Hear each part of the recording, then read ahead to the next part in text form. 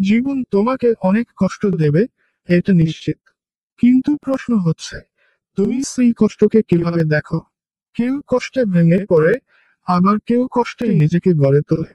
তুমি কি জানো, পৃথিবীর সবচেয়ে বড় বিজয়ীরা তারাই, যারা বারবার হেরেছে কিন্তু হাল ছাড়েনি।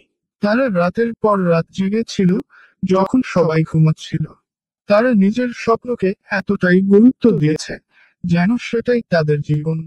আজ তুমি হয়তো ক্লান্ত, হয়তো সবাই তোমাকে বুঝতে চায় না, তোমার স্বপ্নকে হাস্যকর ভাবে দেখছে।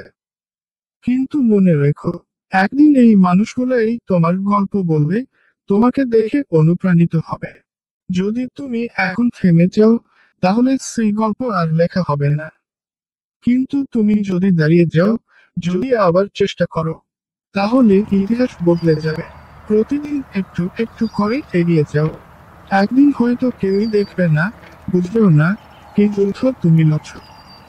কিন্তু একদিন তুমি জিতবে, আর তখন সবাই বলবে ভাগ্য ভালো ছিল। কিন্তু তুমি জানবে, ভাগ্য না, এটা ছিল সাহস, লেগে থাকার জেদ, এবং তোমার না থেমে যাওয়ার প্রতিজ্ঞা।